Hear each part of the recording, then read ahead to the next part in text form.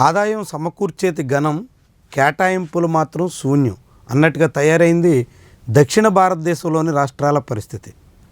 దేశంలోని పన్నుల వసూళ్ల పరంపరలో చూస్తే మహారాష్ట్ర, తమిళనాడు, కర్ణాటక, తెలంగాణ ఇలాంటి రాష్ట్రాలు ఎప్పుడూ ముందంజలో ఉంటున్నాయి.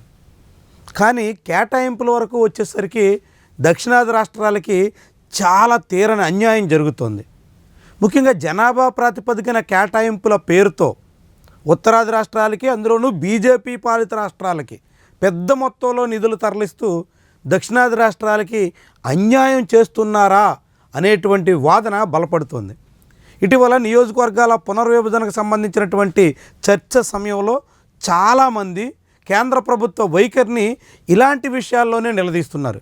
తాజాగా అధికారిక డేటా ప్రకారంగా చూస్తే మొత్తం పన్నుల్లో 60% వాటా పన్నులేమో దక్షిణాది రాష్ట్రాలకు సంబంధించినటువంటి పౌరులు కడుతుంటే 60% వాటాని కేవలం 7 రాష్ట్రాలకే అందించేస్తున్నారు. అంటే సగం పైగా పన్నుల్లో వచ్చినటువంటి వాటాలు కేవలం కొద్ది రాష్ట్రాలకి, అందులో మళ్ళీ 18% ఉత్తరప్రదేశ్కి, 10.05% బీహార్కి, ఆ 2 రాష్ట్రాలకే 28% పైబడినటువంటి పన్నుల్ని కేంద్రం తరలించేస్తుంది. పన్నులేమో కట్టేది దక్షిణాది, ఆ పన్నులు కేటాయింపులేమో యూపీకి, బీహార్కి. ఇంకెట్లా దక్షిణాది రాష్ట్రాలు పెద్ద మొత్తంలో పన్నులు కట్టి దేశ అభివృద్ధికి తోడ్పడాలి, దేశ అభివృద్ధిలో పన్నులు చెల్లించడం ద్వారా భాగస్వాములు అవ్వాలి అనేటువంటి నినాదం ఆచరణలోకి వస్తుంది?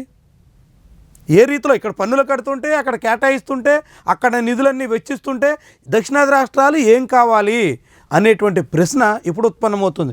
కేటాయింపులు చూస్తుంటే రాష్ట్రాల వారీగా కేంద్రం పన్నుల్లో 10,000 కోట్లకు పైగా వాటా పొందినటువంటి రాష్ట్రాల పరిస్థితి చూస్తే అందులో 9వ స్థానంలో ఆంధ్రప్రదేశ్ ఉంది, 15వ స్థానంలో తెలంగాణ ఉంది. చూడండి ఎంత కేటాయింపుల విషయంలో ఎంత అన్యాయం జరుగుతుందో. జనాభా ప్రాతిపదిక చూసినా ఆంధ్రప్రదేశ్కి కేటాయింపులు పెరగాల, కానీ వసూళ్ళు విషయంలో ముందంజలో ఉన్నటువంటి రాష్ట్రాలకి కేటాయింపుల్లో మాత్రం మొండి చేయి చూపుతున్నటువంటి తీరు. ఉత్తరప్రదేశ్కి ఏకంగా 2,30,854 కోట్ల రూపాయలు కేటాయించారు. 2,30,000 కోట్ల రూపాయలు పైబడి. బీహార్కి 1,29,000 కోట్లు, మధ్యప్రదేశ్కి 1,00,000 కోట్లు. ఆ తర్వాత ఈ 3 బీజేపీ పాలిత రాష్ట్రాలు అయితే 4వ స్థానంలో బెంగాల్, 5వ స్థానంలో మహారాష్ట్ర. ఓకే, మహారాష్ట్ర ముంబై ఆర్థిక రాజధానిగా భారీగా పన్నులు వస్తున్నాయి, అక్కడ బాగా బిలియనీర్లంతా ఉన్నారు కాబట్టి, కార్పొరేట్ కంపెనీలు అన్నిటికీ కేంద్రంగా ఉంది కాబట్టి అక్కడి నుంచి పన్నులు వస్తున్నాయి, అక్కడ కేటాయిస్తున్నారంటే అర్థం ఉంది. కానీ యూపీకి, బీహార్కి కేటాయింపులు ఏ రకంగా సమంజసం? రాజస్థాన్, ఆ తర్వాత మళ్ళీ ఒడిస్సా చూడండి, ఒడిస్సా కూడా బీజేపీ పాలిత రాష్ట్రం. అక్కడ కూడా దాదాపుగా 58,000 కోట్ల రూపాయలని ఒడిస్సాకి కేటాయించినటువంటి తీరు కేంద్ర ప్రభుత్వం ఏ రీతిన సాగుతుందో చెబుతోంది. పన్నులు ఒకటి కడుతుంటే మొత్తం పలహారాలు మరొకళ్ళకి అందించినట్టుగా చాలా క్లియర్గా కనిపిస్తుంది. ఇలాంటి ధోరణి ఉత్తర దక్షిణ భారతదేశాల మధ్య విభజనకి, అనుమానాలకి, అపోహలకి, అనేక రకాల దురాభిప్రాయాలకి ఆస్కారం ఇస్తుంది. దీని మీద కేంద్రం ఒక సముచితమైన నిర్ణయం తీసుకోవాల్సినటువంటి అవసరం ఉంది.